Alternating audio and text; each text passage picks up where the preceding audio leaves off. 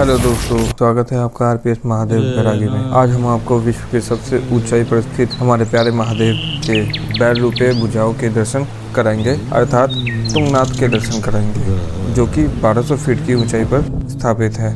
दिल्ली से तुंगनाथ की ओर जाते समय हमें 4 पवित्र धाम के दर्शन हुए, जहाँ हमारे कदम खुद ब खुद थम से गए। जिनमें से पहले पवित्र स्थान है हरिद्वार, दूसरा है ऋषिकेश, तीसरा देवप्रयाग और चौथा माँ धारा देवी मंदिर। और इन चारों धाम के दर्शन करने में हमारे को थोड़ा समय लगा, जिसकी वजह से वीडियो लॉन्ग हो गई और हमें उसको 2 भागों में काटना पड़ा।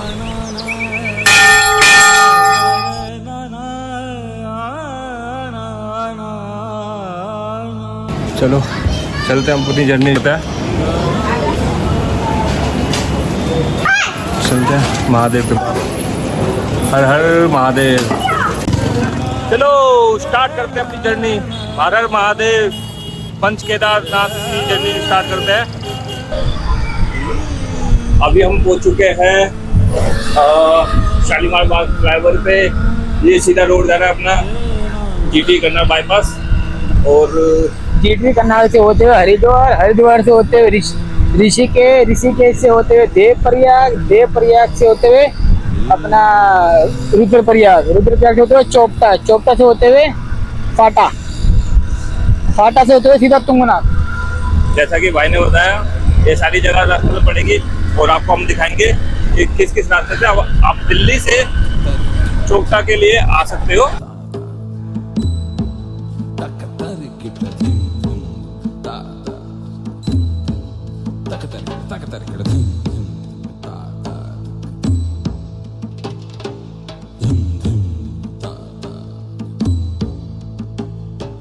नागेन्द्रहाराय त्रिलोचनाय भस्मांगरागाय महेश्वराय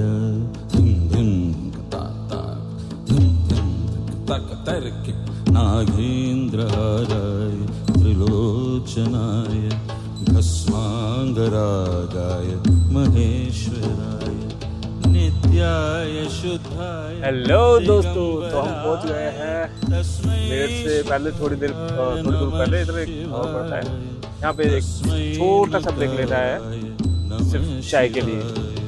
थोड़ी सी गाड़ी को भी आराम देना पड़ता है, 1-2 घंटे के बाद गाड़ी को भी आराम और हमें भी आराम चाहिए। चलो यहाँ से प्रस्थान करते हैं, चाय पी ली, निकलते हैं अब यहाँ से। देखो हर ढाबे पे आपको पुलिस मिल जाएगी, अपनी सुरक्षा का पूरा बंदोबस्त है यहाँ पर, इसलिए कहते हैं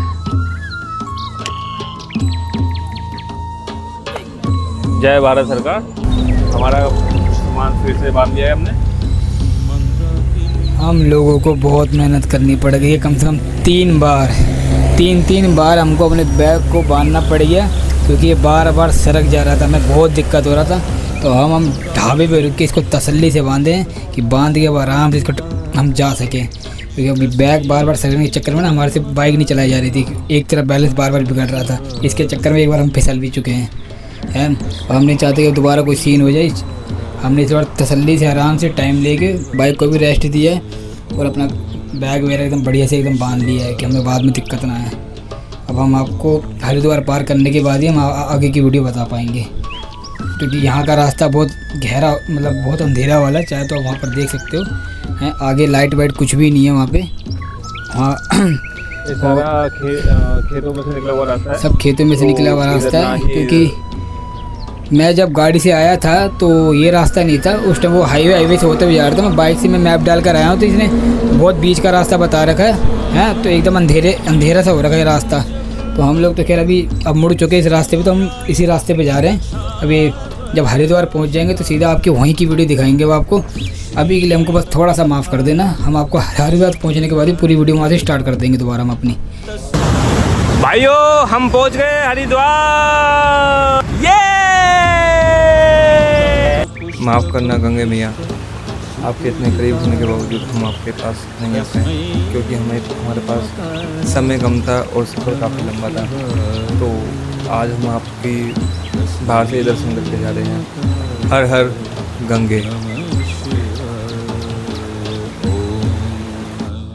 शिवाय ओम नमः शिवाय।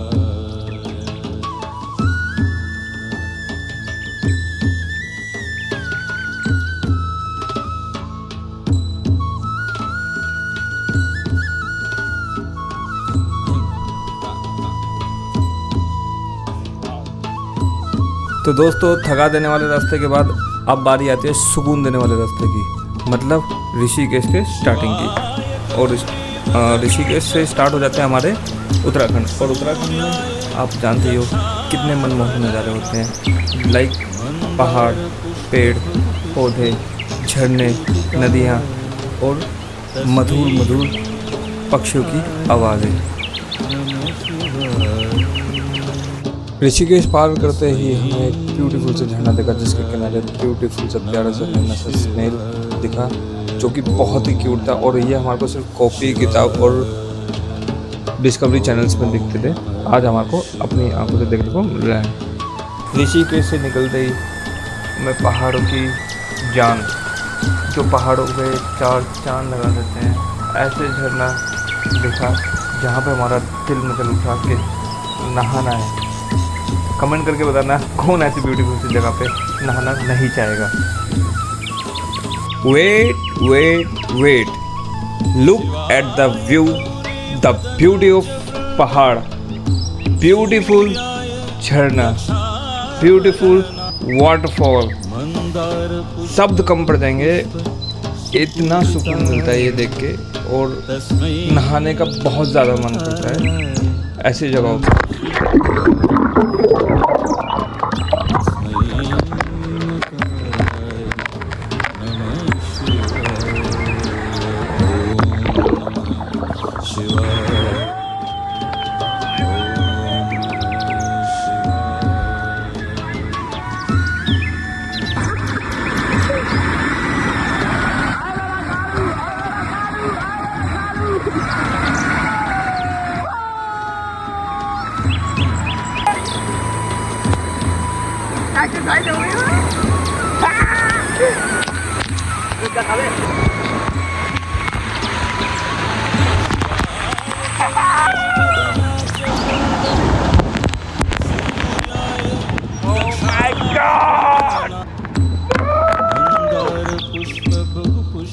इस समय हम टोटली मैड हो चुके थे, कावरे बावरे हो चुके थे। मेरा काड़ू खो गया, मेरा काड़ू। पिंटू भाई कहाँ पे आप? तेरा भाई आ गया।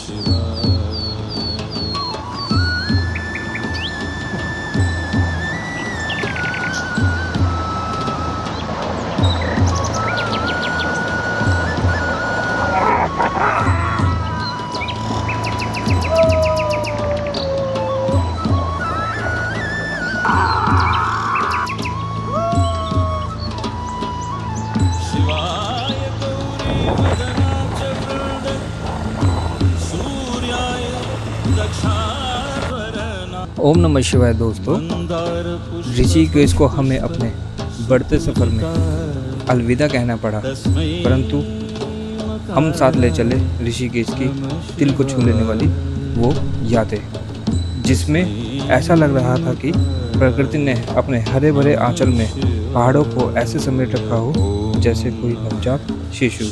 और माँ गंगा जो पहाड़ों के बीच में अपनी जगह बनाते हुए बहे जा रही थी, और उसमें उत्पन्न होता हुआ लहरों का संगीत, जो मन को शांति, दिल को सुकून और आत्मा को और भी पवित्र महसूस करा रहा था।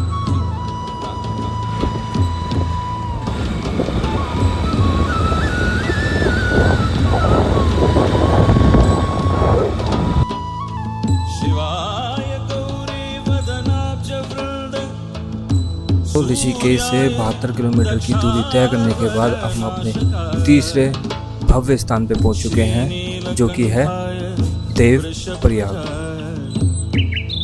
तस्मै शिकाराय नमः शिवाय। टेलीविज़न और फ़ोनों पर हमने यूट्यूब के माध्यम से देवप्रयाग के कई बार दर्शन किए, परंतु अब बारी थी अपने आँखों से देवप्रयाग के दर्शन करने की। चलो तुम्हारे ले चलते हैं नीचे की ओर, दर्शन करवाते हैं देवप्रयाग के। यहाँ से स्टार्ट होता है हमारा संगम की ओर जाने वाला रास्ता। अभी हम बाइक पार्क करके यहाँ से जाते हैं, और यहाँ पे बाइक पार्क करने का एक बेनिफिट है, यहाँ पर ये जो छोटे छोटे बच्चे हैं जहाँ पे जिनकी ये दुकान है, ये सिर्फ बाइक पार्किंग और सामान देखवाने के लिए सिर्फ इतना चाहते हैं कि एक एक गिलास वहाँ से आप नींबू पानी या जूस पी जाएं, बस मेहनत की करना चाहते हैं। तो ये देख के मुझे काफ़ी अच्छा लगा। इधर की जो सीढ़ियाँ हैं वो काफ़ी ज़्यादा खड़ी सीढ़ियाँ हैं, तो संभाल के उतरे। देवप्रयाग की पतली पतली गलियों और लंबी लंबी सीढ़ियों में स्वागत है। यहाँ पे ये मान लो कि अगर कोई नया बंदा आ रहा है तो वो भटक ही जाएगा, क्योंकि इतने घुमावदार रास्ते हैं इधर, बंदा कंफ्यूज हो जाएगा कि उसको कहाँ पे जाना है। लेकिन भीड़ जहाँ पे जा रही है, आप वहाँ पे चलते रहोगे तो सीधा संगम की ओर पहुँच जाओगे। अरे अभी तो अरे बहुत खतरनाक चढ़ाई, बहुत खतरनाक चढ़ाई है भाई।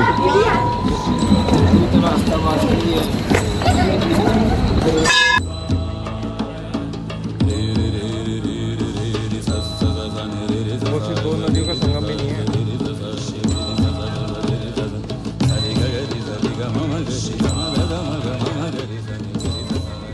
कहा जाता है कि पौराणिक समय में राजा भगीरथ ने अपने 60,000 पुरखों का उद्धार करने के लिए माँ गंगा को पृथ्वी पर आने के लिए मनाया।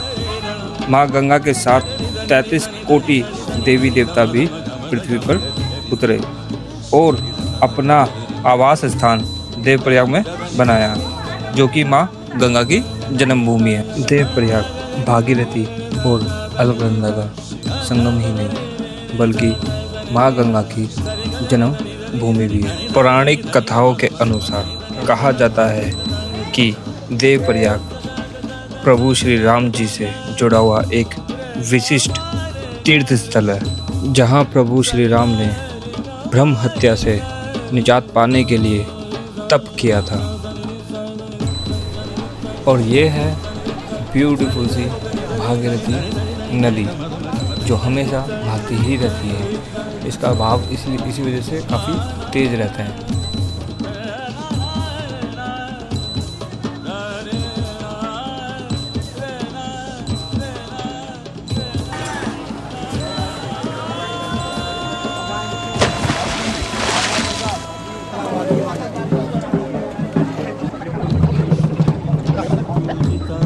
माँ धारा देवी। देवप्रयाग के भव्य दर्शन पाने के बाद हम चल पड़े अपने चौथे अलौकिक और भव्य स्थान की ओर, माँ धारा देवी की ओर, जो कि देवप्रयाग से 47 किलोमीटर की दूरी पर है। माँ धारा देवी का मंदिर पौड़ी गढ़वाल जिले में स्थित है, जो कि श्रीनगर और रुद्रप्रयाग के बीच में है। कहा जाता है कि 2013 में अलकनंदा नदी का पानी की सीमा लगातार बढ़ती जा रही थी, जिसके कारण उत्तराखंड की प्रशासन चिंता में थी कि धारा देवी मंदिर को कोई खतरा ना हो।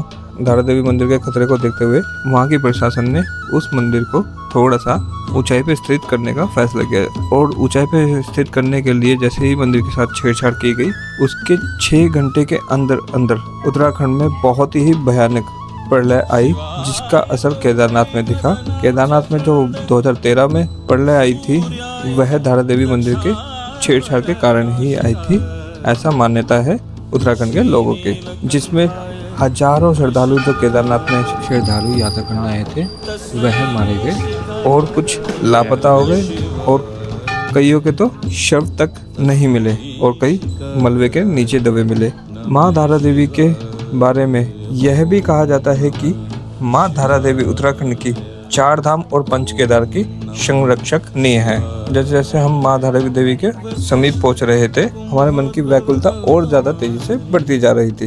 व्याकुलता बढ़ने की हमारी अपनी ही अलग कहानी है। 2022 में जब हम केदारनाथ और बद्रीनाथ के दर्शन के लिए उत्तराखंड आए तब हमारा बहुत मन था कि हम माँ तारा देवी के दर्शन करें, लेकिन हमने जो हमने बस करी थी उस बस ड्राइवर से हमने हजारों मिन्नत करी कि हमारे को माँ तारा देवी के दर्शन करने दे, गाड़ी रोक ले, परंतु उसने हमारी एक ना सुनी। वो सीधा बस को ले गया केदारनाथ।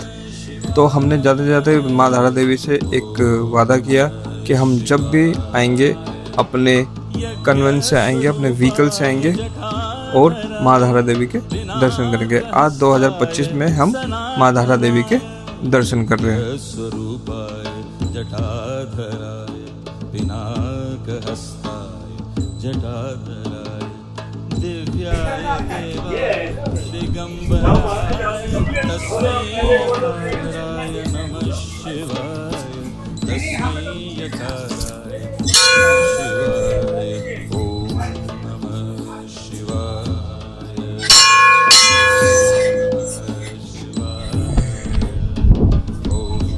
आज बड़े दिनों के बाद तारा देवी माँ के दर्शन होने जा रहे हैं। 2022 को हम लोग करने वाले थे, पर 2025 आगे दर्शन करते करते हैं, बड़ा टाइम लगा, 2025 में दर्शन होते हैं। बड़ा लंबा समय निकाल दिया। चलो फाइनली हो तो गया, दर्शन तो हो रहे हैं। अपनी बाइक से आगे कुछ तो फायदा होता है, यहाँ दिल करे वहाँ रुक जा, ज़्यादा सोचना नहीं पड़ता। सेवा चल रही है और हम अभी बीच है माँ देवी के दर्शन करने के लिए। टैंक डूबा हुआ है, पानी के अंदर देख रहे, टैंक डूबा हुआ है।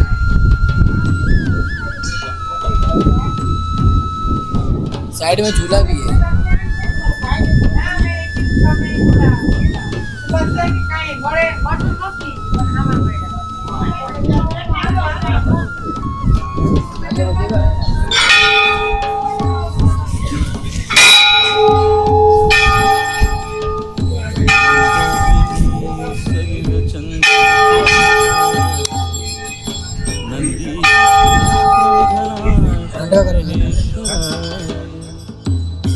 मंदार पुष्प बहु पुष्प सुपूजिताय तस्मै मकाराय नमः शिवाय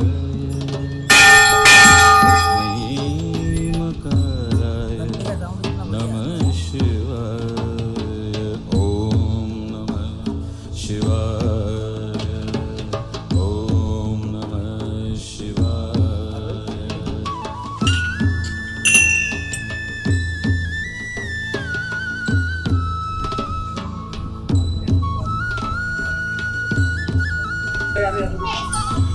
तो भाइयों जैसे कि अभी मैंने आपको तारा देवी मंदिर दिखाया, लेकिन स्वर्ग बहुत अंदर से हम आपको दिखा नहीं पाए क्योंकि पंडित जी ने का साफ इंस्ट्रक्शन था कि आप अंदर कैमरा नहीं खोल सकते, फ़ोन नहीं चला सकते, इस वजह से हम अंदर की शूट नहीं कर पाए। क्षमा करना। पर तारा देवी माँ के दर्शन बहुत अच्छे से, बड़ा अच्छा लगा। 10 मिनट में बैठे भी थोड़ा शांति से, और मतलब मत्था वगैरह भी ठेगा, और बड़े प्यार से दर्शन हो गए तारा देवी माँ के। एकदम बहुत सुंदर मूर्ति थी, बहुत अच्छा लगा मुझे देख के। लेकिन वो तुम तारा देवी के दर्शन करोगे तो अंदर से ही तुम्हारे को वो एनर्जी फील होगी, शांति जो होती है ना, मतलब पानी के बीचों बीच। सबसे बड़ी बात है यहाँ पर आकर खुद यहाँ पर आओ और सामने से जो देखने को मिलता ना, तो लगता है कि हाँ, कि बस यही एक माँ तारा देवी के दर्शन और उनके आशीर्वाद के साथ हम इस ब्लॉग का एंड यहीं करते हैं। यह अंत नहीं, प्रारंभ है, पिक्चर अभी बाकी है। तो सेकंड पार्ट माँ तारा देवी टू तुंगनाथ। ओहो, अब देखो नजारा।